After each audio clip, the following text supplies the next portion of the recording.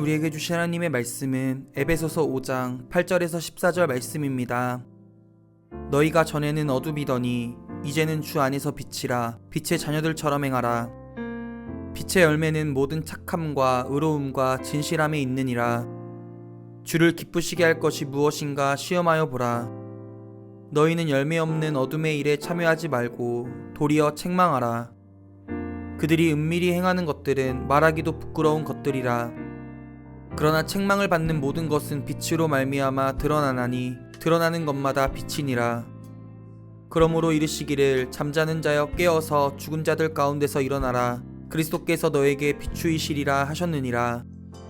오늘 이 말씀에 많은 은혜 받으시기 바랍니다. 우리들이 지금 예배 드리고 있는 이 공간을 저희들이 2011년부터 준비해서 2012년에 주로 설계 작업을 하고 13년, 14년, 15년 저희들이 올드채플에서 이사하고 또 올드채플을 저희들이 홈으로 내고 또 공사하는 시간들을 가졌습니다.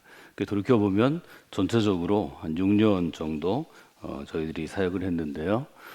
이 공간을 저희가 뉴스페이스라고 이름을 지었습니다. 아침부터 저녁까지 또 해가 떨어진 다음에 저녁부터 새벽까지 시간대별로 해 위치에 따라 뉴스페이스를 바라보면 서로 다양한 이미지를 주는 것 같아서 건축물이 가지고 있는 일종의 메시지를 우리가 건물을 통해 주는 우리가 하나의 기여할 수 있는 부분이 아닌가 하는 생각을 하게 됩니다. 제가 제일 좋아하는 이미지가 아주 어두운 밤에 저희 교회가 조명을 환히 비췄을 때 전면 벽을 통해서 드러나는 창들입니다. 그래서 구약과 신약의 권수를 따라서 66개, 66개 별빛 창이 빛나게 되는데요. 뉴스페이스 설계를 하고 또 건축할 준비를 하면서 미리 그려보는 일이 아주 중요합니다. 그래서 우리가 갖고 있는 이미지가 어떤 것일까 생각할 때 제일 큰 것은 우리 교회가 한자어로 풀으면 홀리 라이트입니다. 한자어를 우리가 영어로 쓸 때 거룩한 빛이라는 아주 분명한 이미지를 저희가 갖고 있는데요.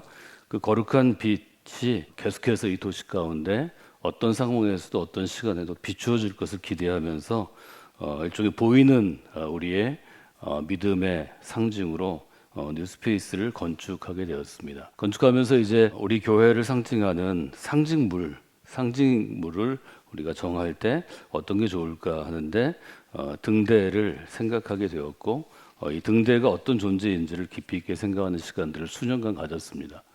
등대는 어떤 존재인가요? 등대는 무엇을 하는 존재인가 하는 것을 보게 됩니다.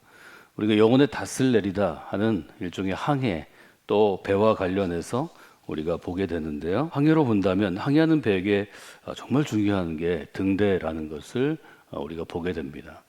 처음에 등대를 어떻게 생각했는지 모르지만 그것은 배가 안전하게 목포로 한 항구, 말하자면 가야만 하는 곳, 도달해야 되는 항구, 우리가 시편을 따라서 내가 소원하고 소망하는 항구까지 가기 위해서는 등대의 도움을 반드시 받아야 합니다. 낮에는 눈으로 볼 수 있으면 항해사가 배가 갈 길을 보고 항해할 수 있지만 밤에는 특별히 옛날에는 모든 배들이 아주 먼 바다에 나가서 항해하는 게 아니라 해안선을 따라서 근접해서 항해를 해야 됐기 때문에 등대가 매우 중요하다는 것을 알게 되죠. 등대는 어떤 존재인가 여러분이 한번 생각해 보시면 좋을 것 같습니다. 등대는 무엇하는 일종의 기능을 갖고 있고 또 왜 필요한가 하는 점들을 고민할 때 어느 날 선물처럼 한 장의 사진을 만나게 되었습니다. 그 사진이 어떻게 제게 왔는지 저는 그 경로를 사실은 잘 기억하지는 못합니다. 올드채플에서 제가 쓰던 방은 뭐 거의 자료 창고이기도 하고 책 창고와 같았기 때문에 수많은 책들이 쌓여 있고 또 제 원고들이 쌓여 있고 뭐 계속해서 매일 사역하고 매일 설교하고 매일 강의하고 뭐 그런 시간들이었기 때문에 뭐 정리가 중요한 게 아니라 그날 할 일을 준비하는 것도 제게는 늘 밤을 새야 되는 일들이 많았습니다. 근데 어느 날 어느 책에 끼워져 있던 책갈피였는지 혹은 누가 기념으로 저 엽서를 어느 곳을 방문해서 사온 기념품이었든지 종이 비행기처럼 날아와서 제 손에 그 조그만 엽서나 그 사진이 내려앉게 되었습니다. 그 사진 옆에 이렇게 쓰여 있었습니다. Lighthouse don't fire cannons to call attention to their shining. They just shine. 아주 짧은 영어 글이었는데 제가 아주 그 시간에 아주 찬물을 끼얹은 것처럼 정신이 번쩍 들었습니다. 교회가 어떤 공동체인가? 교회로 부름받은 그리스도인은 어떤 존재들인가? 우리는 어떤 그리스도인을 세우고 어떤 교회를 세울 것인가?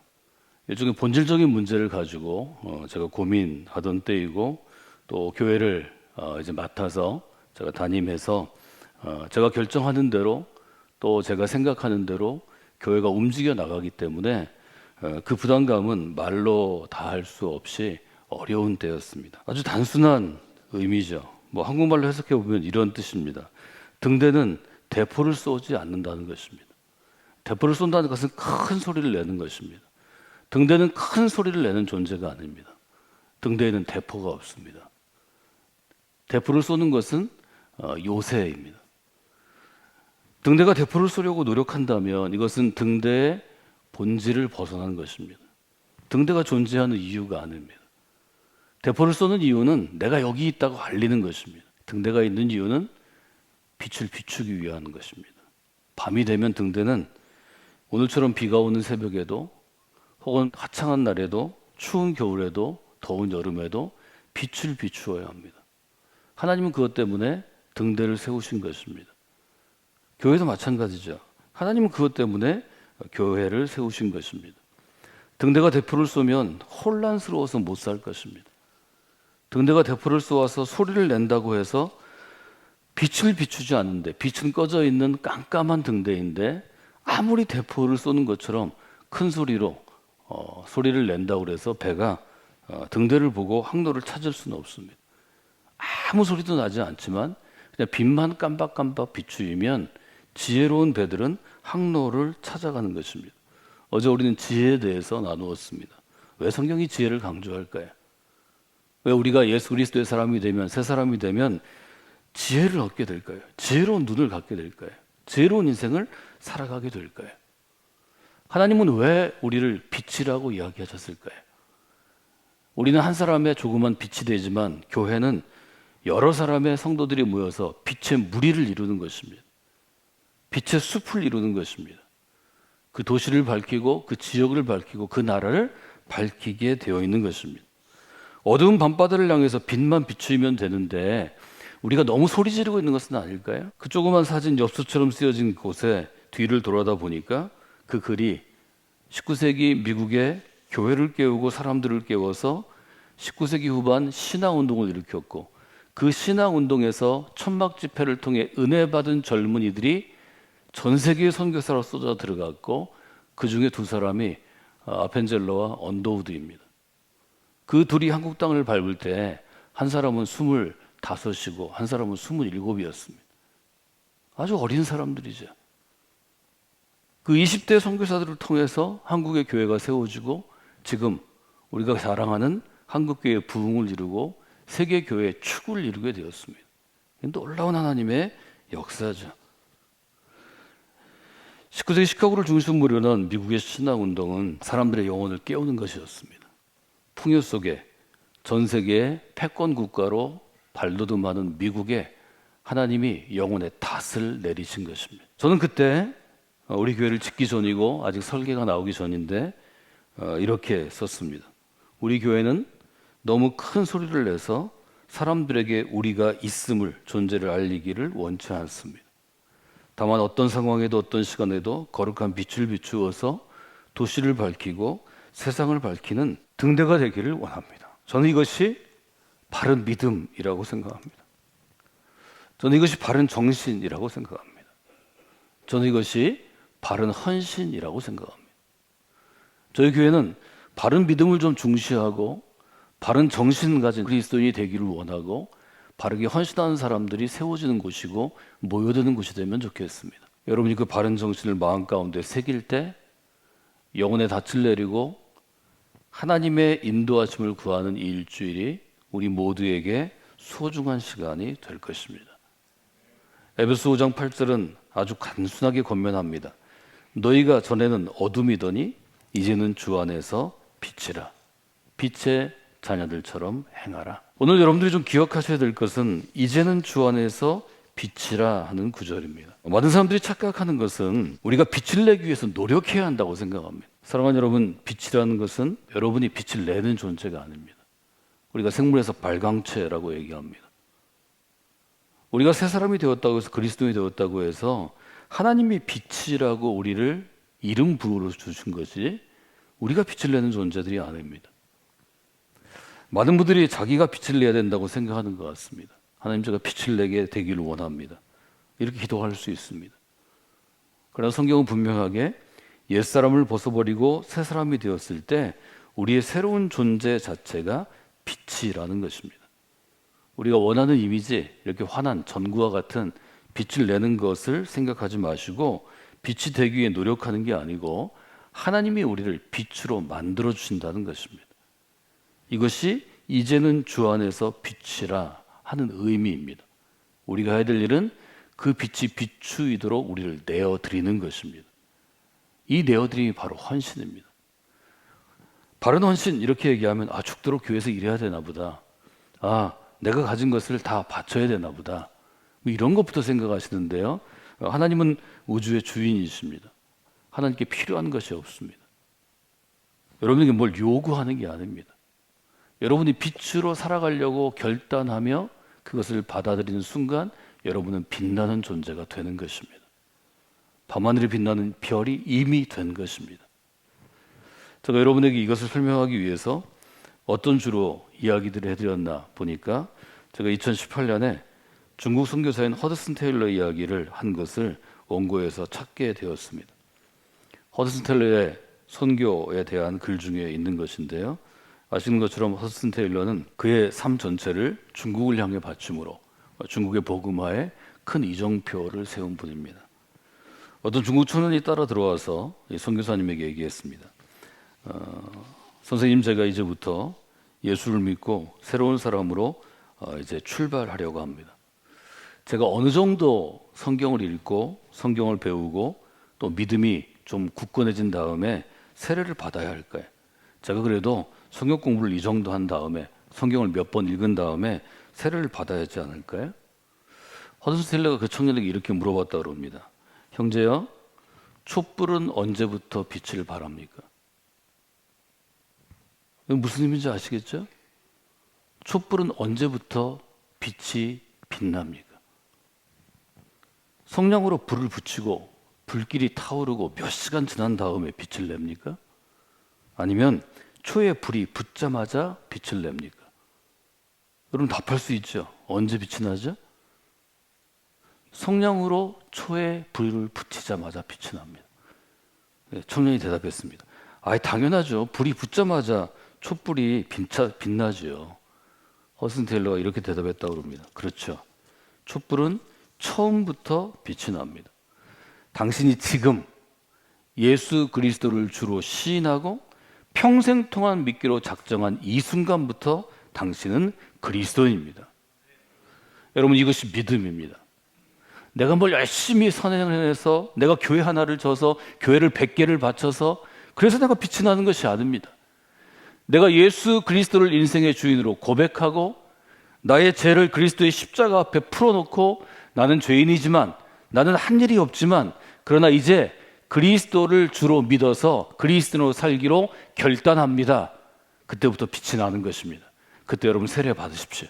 그때부터 그리스도인으로 살아가시면 됩니다. 우리는 스스로 빛을 내기를 너무 바라는 것 같습니다.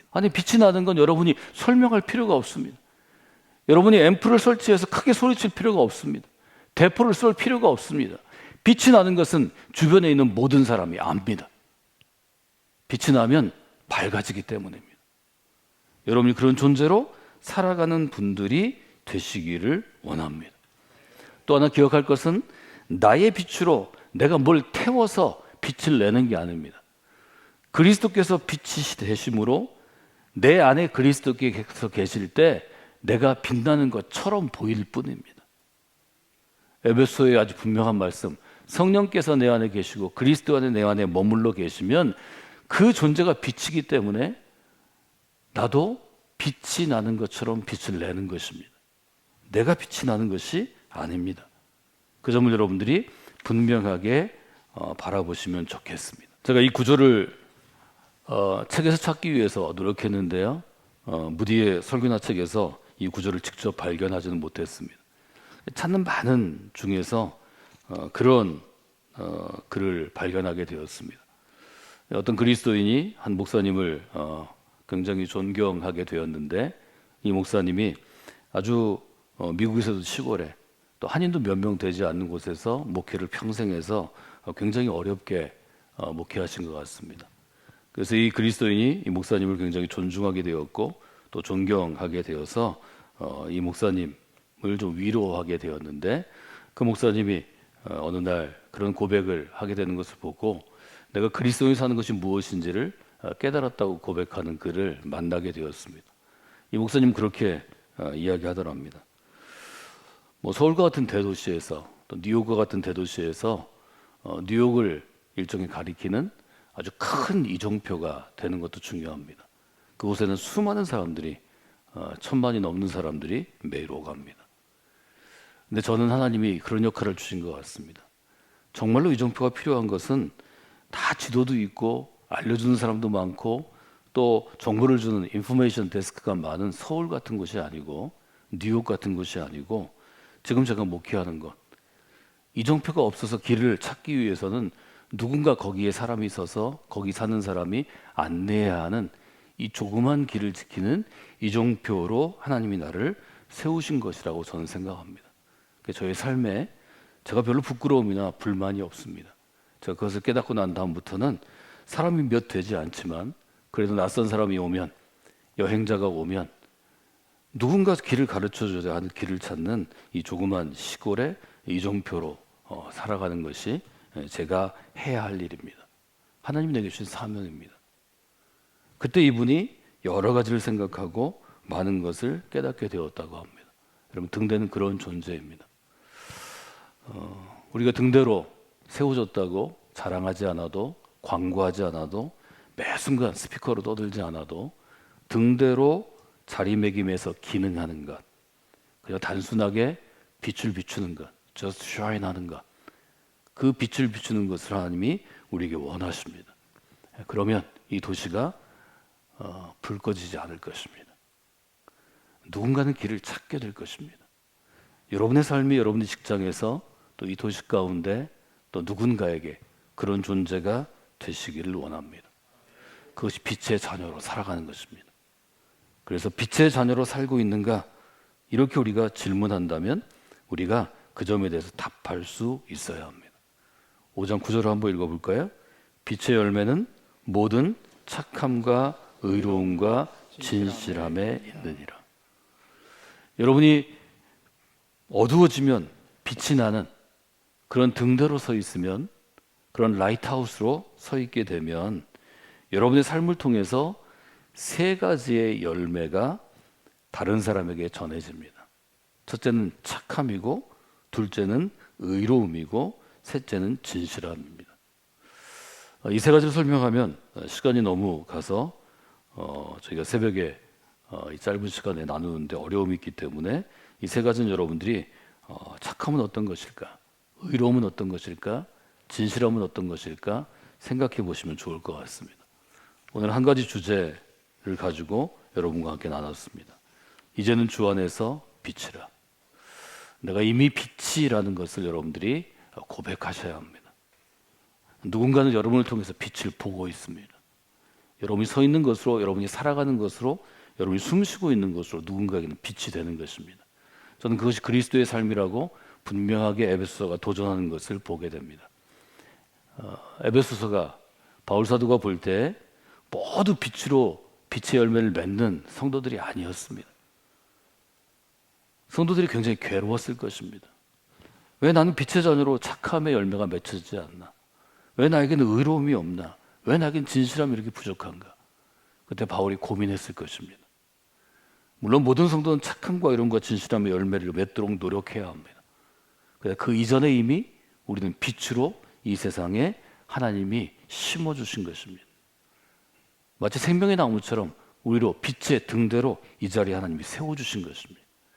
우리가 그것을 믿고 우리가 빛이 나는 존재임을 알고 이미 빛이 나고 있다는 것을 인정할 때 우리가 아름다운 등대로 주님의 등대로 쓰임 받을 수 있습니다.